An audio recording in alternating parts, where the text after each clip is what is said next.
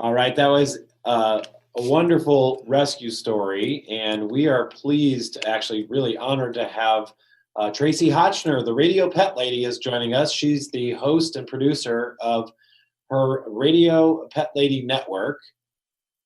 She does informative pet talk radio programs, flagship show on NPR. She's all over the place. She founded the Doggy Film Festival, and we are just so thrilled to have you here. Welcome to the show, Tracie. Thank you, Ethan. You're really nice to invite me. But the dog and the cat film festivals did come to St. Louis. Wasn't long before we all had to go home and stay home. So I was thrilled to be there. And every place we go, we give 10% of every ticket to a local dog and cat rescue. And so it was great to be part of the St. Louis community that loves animals. My dad went to Washington University law school and undergraduate, and he was born in St. Louis. So I certainly have affection for it. And the lovely people at Purina are, of course, based there. So it's just really nice to know what a pet city it is. So you've been to Purina Farms then? I have not, but I know all the people and in the business because they're obviously a major name in the pet food industry. And I'm a major opinionated person about what dogs and cats should eat. So sometimes the people in the industry love me and other times they're like, keep her away. It's always those people that are on NPR that are so opinionated you have to watch out for, right? That's a dangerous bunch. Yep. Well, for those that are just joining us, this is Tracie Hotchner, the Radio Pet Lady, and we will take live questions with the Radio Pet Lady. So if you have questions, be sure to include them in our chat. We'll be monitoring and passing those along to Tracie. Tracie is happy to answer just about any question you can think of, dog and cat related. Tell us a little bit real quick about what's going on in your life right now. It sounds like you stay very, very busy. Well, I stay busy, and I did write the dog Bible and the cat Bible. So why I can give you answers on anything from behavior to lifestyle to nutrition is because I spent years researching it objectively. I had no skin in the game, no dog in the fight, as they say. So I'm very proud to be able to give people as objective information as possible, not personal opinions, other than an opinion affected by information, facts, research. My life in Vermont is quite lucky. It's already, we basically practice social distancing as a state, it seems. Very, very reclusive people. So, when you're out in the fields and you're walking your dogs, which I do every day, 2 Weimaraners, other people, if they're there with their dogs, they do their very best to go the opposite direction. It's just the opposite of friendly places. We're all so unfriendly.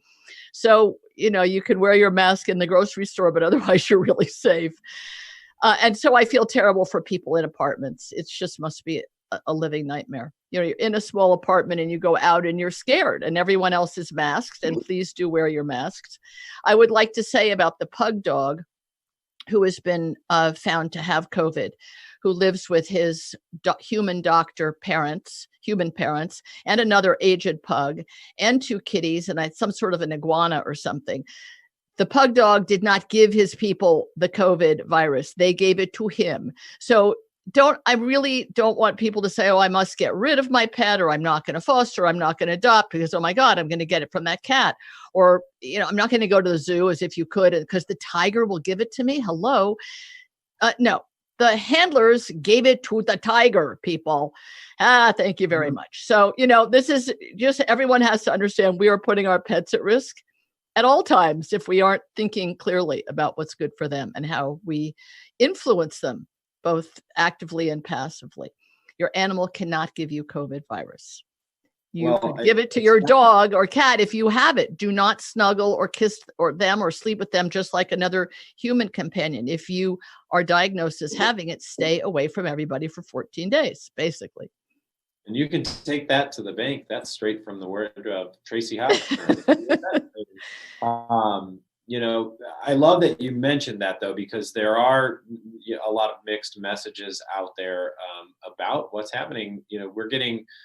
We can't possibly absorb all of this media all at one time because it's changing so rapidly. And so, you hear one thing one day, the next day it's something else. And This is a pet related show, so I love that you tied it back to pets. Obviously, it's also a fundraiser for small and independent pet businesses and rescue groups that really rely on individual funding. Maybe their retail store, you're not able to shop inside, you're only doing curbside. Maybe it's a boarding facility that's been hurt by this. So those are the types of businesses that we are representing, the grassroots, small mom and pop businesses, retailers. And so if any of our viewers out there have the capacity to donate, we would ask them to do so. And they can go to our website to do that. It's streamathonforpets.com and click on donate. So enough about that, though. We also have a lot of programming that we are bringing live. And if somebody can't give, we want them to be educated, because it's all about educating people so that they can be better pet companions. The one thing I would like to say about why I'm here is because I believe in what you're doing. And the brick and mortar stores, as they're known in the industry, we regular people call them mom and pop, or we call them your neighborhood shop. But in the pet industry, they're called the brick and mortar stores. And they were already in a lot of jeopardy before the shutdown, because online shopping, which now is the way people can shop, and sometimes the big stores were putting them out of business.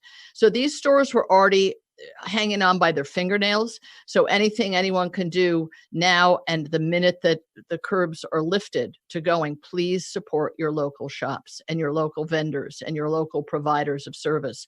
If we don't keep them alive, and this Streamathon is part of that, they will not be able to survive this, and they'll be gone. And the nice day will happen when we're allowed to go out about freely, and they won't be there anymore. And you're really going to miss them, because they care passionately about what they sell. They educate people. They care. They're there for you.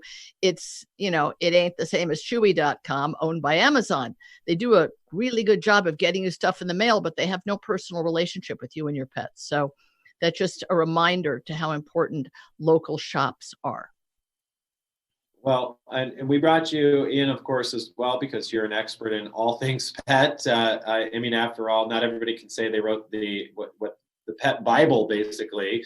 So we brought you on to do a live Q&A. We have a couple of people here who I consider to be pretty well versed in terms of cat and dog, and I know they have some questions.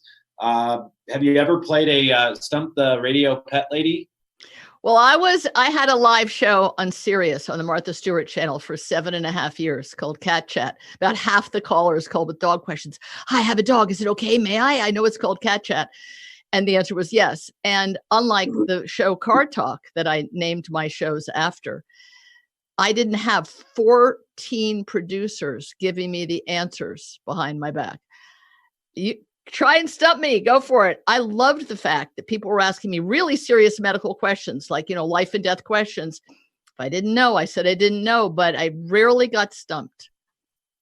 Well, Dawn and Jen both had questions. I know one was dog and one was cat related. Which one of you wants to ask the radio pet lady first? Okay, Jen, go ahead. Oh, you're muted. Your face is unmute yourself. There she is. Hi, Tracie. Hey, Jen. Thank you for doing this, Jen. Jen is the tireless power behind this with Ethan. She's been working around the clock for so many days. She's so sleep deprived. I don't know how she can still speak English. So thank you for doing this.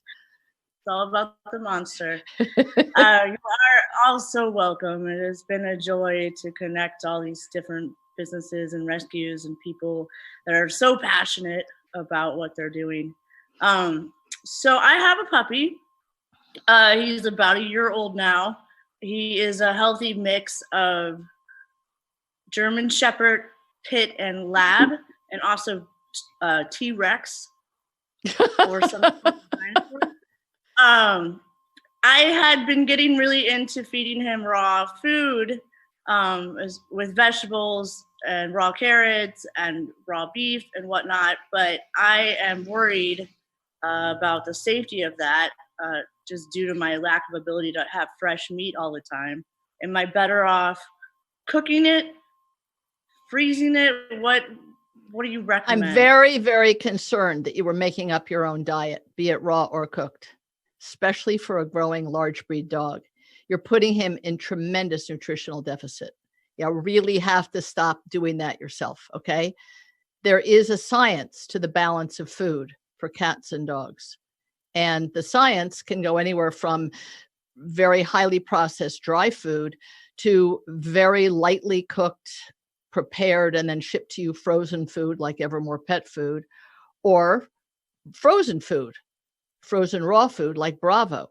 But that food is all highly controlled in terms of how contaminated it is, i.e. uncontaminated, probably more carefully watched by the FDA than any human food source. They're so harsh on these companies.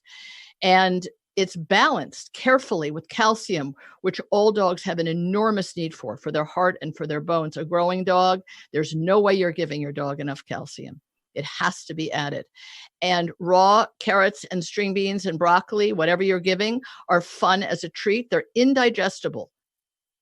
A dog, they can chew it, they can eat it, it will come out the other end, but they will not be extracting any of the vitamins and minerals. Their digestive system isn't set up for such large plant matter. So the answer is, it's not about whether the raw food is safe, and our human raw food is not safe. It's not safe. It's full of E. coli and salmonella. It is.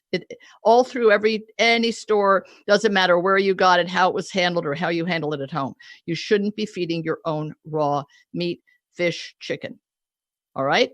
And certainly not just randomly giving a little of this and a little of that and hope it works out. You need to use balanced food. And a combination of things has always been what I've recommended to everyone. Some in a can, some from a company that does Farmer's Dog or Ollie or Evermore.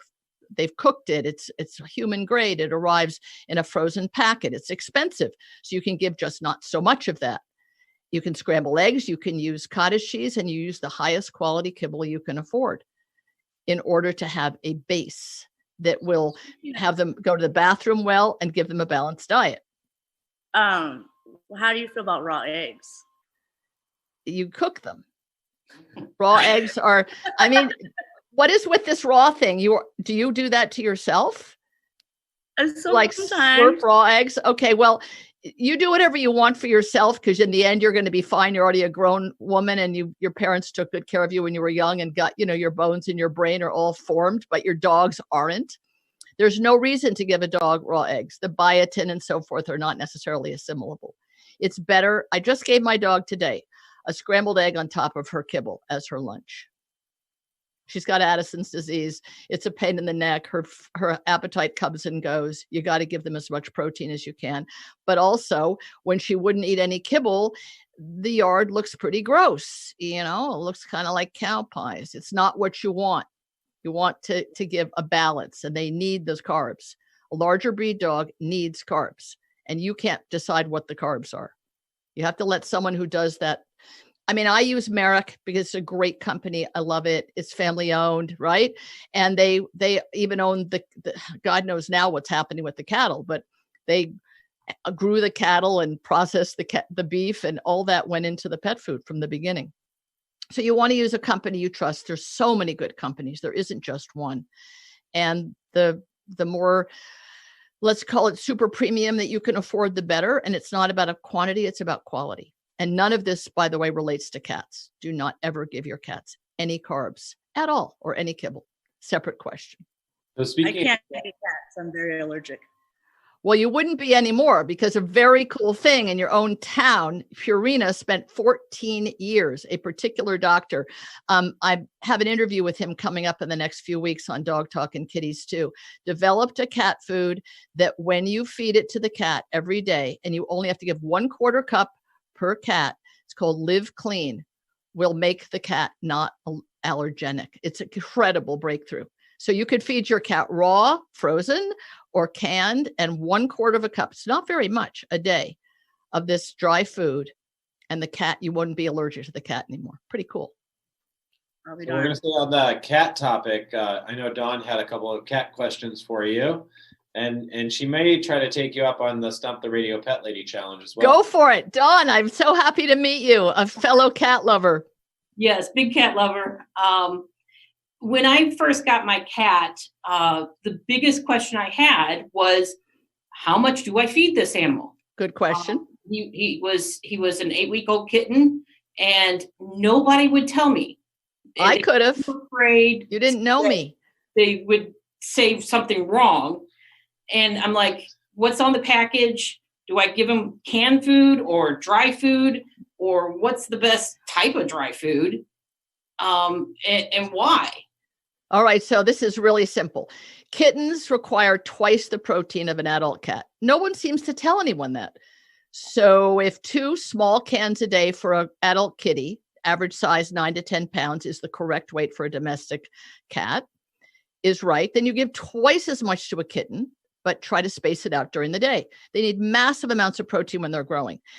The answer to the kibble for a cat, any breed of cat, any age of cat, any medical condition of a cat, diabetes, kidney disease, both of which are highly influenced or even caused by feeding dry food of any kind, even prescription food. And so there's some vets who will say, go Tracie, and they're marvelous vets, and others will say, what is she talking about? We love prescription dry food. Well, I don't.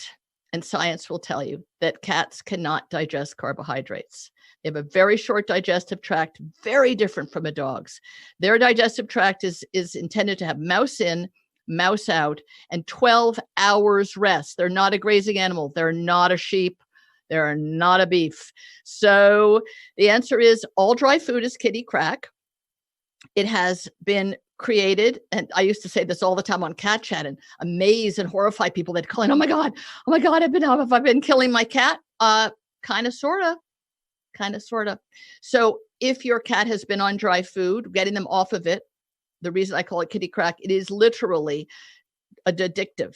It hits a pleasure center in the cat's brain. So while it's crunching on hard, dried processed food, totally unnatural for it. The only thing you should crunch on is the bones of a mouse or a bird. We don't want the bird population decimated. And most people, especially living in apartments, don't really have much access to live birds and mice. So you can't really feed that to your cat. So you feed the highest quality frozen raw food that comes to you or that you buy at the store when it opens again, or canned. I like Waruva because it's a family-owned company with no venture capitalists and no one telling them what to put in the can. It all is made in a human food factory. So you could eat it in a pinch. You know, if things run out on the grocery shelf and you have a bunch of Waruva or Tiki Cat put away, you can eat it. It's that clean and that safe. So the answer is, I'm sorry, no one knew the answer. And again, Dr. Google is a dangerous place to look things up.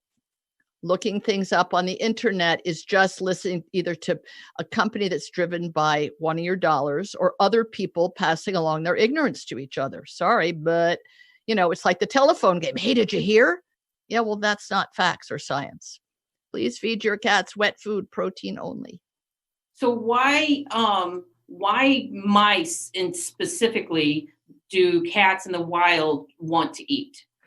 They actually are happy to eat any rodent. They aren't picky. If they can get a rat or a chipmunk or a mole or a vole, it's that their bodies, their digestive system has not changed since Egyptian times, which I think is about the earliest that we have cats documented as living amongst us. That is the food source that is appropriate for them, or lizards or insects. So, and that's another thing about fluid for cats. If your cat's drinking a lot of water, your cat is not well. It is a sign of illness. You don't want your cat to drink a lot of water because it means that their body is out of balance. They should be getting their fluids from their food. So in the wild, which is basically a desert living animal for centuries, the fluid that they got in their diet came from the body fluids of the rodents or the flying animals or the lizards. So I have a question staying on the cat topic. So I have 2 dogs. I've always been a dog person, but this cat adopted us and has moved in. Nice. And I had told Dawn, she was a community kitty, an older lady in the neighborhood took care of her, but could not keep her inside the house. So she's an indoor-outdoor cat, but now she's made her way into my house. She stays in the house at night. She runs the roost. The dogs don't bother her. Right. Nice. She even sleeps in the bed. But she's an indoor-outdoor kitty, and I know I've seen her, actually, and it grossed me out, but I had seen her catch and eat a mouse. I caught her in the act. And so that sounds like that's a good thing. But then, of course, I'm also feeding her kitty crack, which I wasn't aware of. So I'm learning a lot. But I was always worried that, like, if she is eating a mouse, isn't she more susceptible to disease? And also, like, this indoor, outdoor thing, I cannot keep her inside the house when I'm there. Well, it's, what we like to say in the United States, not in England, where if you want to adopt a cat through the Royal Society for the Protection of Animals, you have to agree your cat will spend X number of hours outdoors every day, even in the city of London. They're very strict about it, the opposite of us. If you adopt a kitty in America, you have to promise to be indoor only. Well, in theory, it's great, but cats decide what they want to do. I brought a cat back from Tuscany once. Oh my God, that cat was so affectionate. You try to keep him in the house in Beverly Hills, no having it. He ran away, and there were coyotes, and we lived in the hills, and I was always sweating bullets. And anytime a window or a door opened, out he went. So cat who was willing to stay indoors and has never lived outdoors, because he was a street cat in Tuscany, they should stay indoors. But if someone has had the privilege of that freedom, many of them will not give it up. Others are happy to just chill and hang indoors, sleep on your bed, wait to be served. You can't give him any more kitty crack. And, it's great if he'll eat the whole mouse. Your average house cat will bring the dead body inside and bring it to your pillow and see if you'd like it for breakfast. So thank God he ate the whole thing. One of my Weimaraners eats the whole mouse. If she gets a mouse or a chipmunk out of a hole, forget it. I go to try and take it away. Chomp, chomp, swallow. Hi, that was good. And no diseases involved. Mice don't have a disease. I have a question. Yes, Jen. Why don't cat people just buy mouses and feed them to their cats? It's a great question. And I actually had somebody ask it once, because, they sell live mice in pet stores for snakes. Yeah. Because snakes must be fed a live mouse, or when the snake gets larger, a live rat. Basically, it's cruel, and cats will not always do a quick kill like a Jack Russell. It's a slow kill. Let me play with my dinner. Let me torture it. Let me bite it and let it go, and bite it and let it go. Oh, never mind. I wasn't hungry anyway. So this is not kind to the mice. We're not trying to torture mice. And I used to joke and say, until they put mice in a can, you got to feed high quality canned cat food. And in fact, somebody has now put mice in a can. There is now canned mouse cat food. I'm not sure exactly where you can get it. But chicken, everything tastes like chicken, right? Well, it turns out that chicken is as close a substitute for mouse meat as you can get nutritionally. And then the pet food companies still put in a lot of taurine and some other vitamins and minerals that might be missing. So basically, cats won't eat the frozen mice. There's frozen mice, right, that are also in pet stores, I believe, for use by some kind of amphibious creatures that will eat it frozen. I'm not sure, but a cat will not eat a frozen mouse, to my knowledge. Mouse popsicle, probably not. So I have two more questions. It's a two-part question. So why, and this is probably an easy one, but what causes a cat to purr? Like, why does that reaction happen? And then also, I read somewhere, and I just wanted to know if this was true. So a cat meowing, they don't communicate with one another by meowing, but that's how they adapted to communicate with humans. Is that true? Absolutely untrue. Each cat has its own range of communication, both body language and vocalization. Some cats, like a Siamese or any of the Orientals, tend to be so vocal. Yeah, I house sat once for one. The cat does this all day and all night. Meow, really drawn out. And I was trying to write a book. Oh dear. It was really hard. And there's nothing you can do to appease them, because they're fine. They're just having a big old conversation, chatty Cathy. So in terms of vocalization, they absolutely use language with each other, but it depends on what their lifestyle's been like. Have they grown up and lived alone, in a shelter cage, and then been adopted and no other cat ever spoke to them? You can get a lot of language out of a dog or cat by encouraging it. Stroke them. And the purring is just, it's in their throat box, if you will. It's simply one of their ways of communicating. It's another noise they can make for pleasure. And some cats much more purr-ish than others. Like some dogs are much more chatty than others. Either they bark or they moan or they whine or they try to vocalize in ways that resemble people. I have one dog that makes I mean, it sounds like Pavarotti singing, just happy to wake up in the morning. It's like, hi, hon. So they're all individuals about communication. My last question is, if you want to adopt a dog and you have a cat, what is the best breed or what is the worst breed to bring into your household with a cat? That's a good question. For the most part, it's not fair to the cat at all. Okay, so there's no dogs that are really safe for a cat other than a puppy. If you bring in a puppy, the cat will show the puppy what to do and not do. It'll bat it, it'll hiss at it, it'll spit at it, it'll teach the dog where the limits are.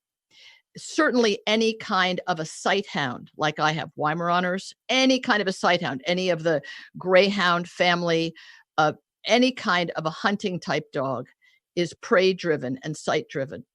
And if they seem fine in the beginning, you can never trust them alone in the house. What about the small little wiener dog, Jack Russells and stuff? Well, Jack Russells are they go down a hole, as you know, and many of the terriers go down holes as ratters. So that is their genetic programming in terms of what they hunt. But they're happy to chase a cat. And catch a cat and scare the bejesus out of a cat and hurt a cat because, oh, well, I got a whole mouthful of teeth. Oops, sorry. And especially the cat's older, or the cat's used to a very friendly lab or golden who all they ever did was lick and lie down together. And along comes a Jack Russell Terrier, as they're also known. It goes, yeah, really, really, really, really, really, really. And the cat goes, I'm out of here. And the minute a cat runs, it's all over. If a cat holds their ground, it's one thing. Once they move, they are so appealing. They look like something you should catch and eat.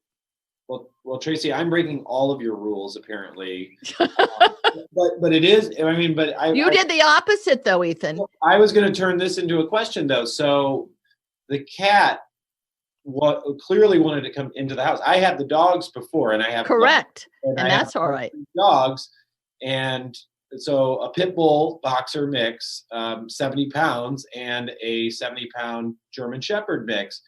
And, they're the kind of dogs that are like, they'll bark behind a fence and they're kind of territorial, like the door, but they're not aggressive.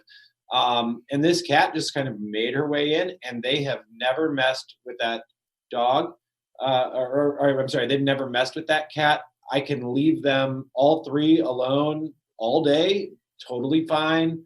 If the dogs start to worry the cat, they get a little slap from the cat. Correct. And that's what I was saying. A cat with that kind of moxie makes it clear who's in charge, where her territory is, when she's willing to be bothered. The problem with pitties and their wonderful dogs is they kill cats all the time. And so do Weimaraners. They full on kill them. They grab them and they kill them, and it's over. And it's tragic. The mix of the boxer and the pit bull, or that individual. I mean, they're all individuals, it's not like they're cookie cutter dogs, even if they're purebred and certainly mixed. Who knows what their prior, life was like. If you got them from a shelter, maybe they grew up with a cat or three cats. Maybe they're scared of cats. Maybe the cats have ruled them forever. It's really individual. It's a harder problem to bring a new cat into a cat household than a dog. But it's best, the younger the animals, the better. If you can have a kitty and a puppy together, you're all set. But good for you for doing it, and good for you for welcoming that cat in the house. All good. Well, I had Dawn here. I had a lot of questions for her. And that's great. The very first question that she had for me when, I mentioned that it was a neighborhood kitty or community cat, she's like, well, is the ear tipped? Because if it's not, right, good point. Yeah. Anyone who doesn't know what that means, it means we've been spayed or neutered. So, yeah. Yes. You definitely want that, because dogs, even absent dogs, you don't want an intact cat in your house. Well, both of those were already the case, so that worked out pretty well. Well, that's great. Jen, I didn't mean to shut you down about the raw food, but I did mean to shut you down about the raw food. But I didn't mean to make you feel like, oh, man, I've been doing it all wrong. But I'd love you to get some balanced, professionally made dog food as soon as possible. I'll see if my nice friends at Evermore Pet Food can send you some samples. It's really great. And then you get a high quality kibble, and you just call it I don't know, half a cup of wet food with the dry. But a growing puppy needs quite a lot of food, and a large breed dog like you have will be a puppy till they're 2. Just don't follow the instructions on the side of the bag. No dog in America needs 4 cups of dry food a day. You shredded that bag the first day. Shredded it as in got into it and ate the whole thing? His instruction manual, it's completely destroyed. Oh, his instruction. Oh, yes. No. Yeah, most of the dogs don't come with a good one. Or it's written in German or Japanese and you can't read it, right? Well, and we've already covered a list of things that Rex has destroyed. It's been like almost every hour we've been able to mention at least one thing. Wow. And the highlights are a doggy cam that Jen got for her house to watch while we were at the office, and he basically ate that. I was in the other room. He was watching it live on video as it was happening. Wow. She got notified when it I turned the phone over as I was trying to concentrate. And I heard a noise, and it sounded suspicious. And so I went into the other room, and he had, in fact, grabbed the security cam. And that thing notifies me when a fly comes across the room. But for some reason, it chose to not save its own life. And the last 6 minutes is its destruction and demise. Wow. It's hilarious. Went down in flames. Well, I hate to say this to you, but he sounds like the kind of dog who could really use another dog. I'm sorry. It's a lot to ask of people, but there's some dogs who simply cannot amuse themselves, just like some children. Does it have to be a similar size dog? Could I get a little dog? Yeah, you could get little as long as it's, a tough little one that can stand up for itself, because a larger dog can accidentally break the back of a little dog. Right. So it doesn't have to be equal pound for pound. But any shelter will have you bring your dog and in a so-called neutral territory, introduce them and see how they do together. You'll know in minutes if it's an age that should be similar. So about 1 year for each of them. Developmentally, it means they'll play at about the same level and have the same energy level. Yeah, so you want another dog to tire him out. It's more than you can do. Even if you didn't have a full-time job, it's just, you're not interesting enough. Sorry, Jen, you're not interested. You're just speaking for yourself, Tracie. I don't think she's ever heard that before. This is the girl that got kicked off Tinder and banned from Tinder. Hey. Wow, good for you, Jen. Go, Jen. Don't ever say Jen's not interesting. I meant to for deodorant, so we gotta. Yeah, good point. I was really talking about cross species. I think she knew that. Yeah. No, it was just my chance to give her a hard time, but we can laugh about that. We've traveled all across the country together, Jen and I, doing these expos, and I know we don't have a whole lot more time. I feel like we could probably do this all day. You're so natural at this, Tracie. And we're gonna have to do this again sometime. Maybe my pleasure. Maybe when it's not virtual and we can get you to one of our expos. That'd be fun. And we can do an on-stage Q&A with you. That'd be hilarious. It'd be great. Because people get a kick out of it, because I do try to have a sense of humor when giving very serious admonition and advice. But at you least do people like rawhides, right? For dogs? No. But cow ears are good. Cow ears are fabulous. And pizzles are good, which we in the industry now mean is actually bull penis, which is, There's some great dental chews out there. There really are, that are made with biofilm reduction, daily dose is one of them. There's some good, but they don't last as long as a cow ear. Mm-hmm. So cow ears they're protein, and they haven't been treated the way rawhide is. Rawhide is not great.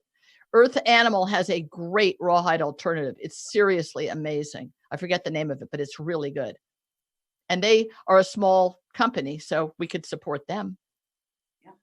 Well, Tracie, it's been a pleasure having you. Thanks, Ethan, and you guys. We've got a video to go to, but before we go to that video, I just wanted to ask you if you have any last thoughts or words for any of our viewers out there who are watching. I actually don't recommend that you foster a dog, or especially a cat, if you intend to give it back after COVID. I think it's terribly selfish. And I am not a fan of, oh, how wonderful, you're lonely, so borrow this toy, which is what you're doing. is objectifying a living creature with a lot of feelings and a lot of emotional needs, and you plan to give it back to jail afterwards. Let it stay in jail and be used to jail until it gets a forever home. Fostering should only be done by people who are doing it to help that animal get adopted from their home to a forever home, not back to a shelter. So there I am being crabby again. Thank you all for adopting whatever you do adopt when you adopt. It's also possible to adopt now. You don't just have to foster. You can actually make a commitment. And where kitties are concerned, moving them around from place to place is not kind. It's not kitty-centric. So if you want one, do what Ethan did. Open the door, open the window, let them come and go. And, hope your dogs don't get too terrified. But no more. I'm at my limit now. No more. No, I'm just saying you are our poster child for how to have another species join the family in a loving way. Yeah, I would be a foster failure if I tried again. Oh, yeah, you'd keep whoever it was. I'm well on my way to becoming a cat or a dog lady or whatever it is, Yeah, rabbits next based on your previous guest. I guess so, yeah. Well, or an aquarium. I've got an aquarium at home that's not full, so. Oh, boy. Yeah. Oh, boy. Well, thank you all for doing what you're doing. It's great. And it's great to meet you, Dawn. Thank you. Stay in touch. Enjoy your weekend, Tracie. And you. Anytime. Good luck with the rest of the Streamathon. Appreciate that. And that was Tracie Hotchner, the radio pet lady, coming to you live on the Streamathon for Pets.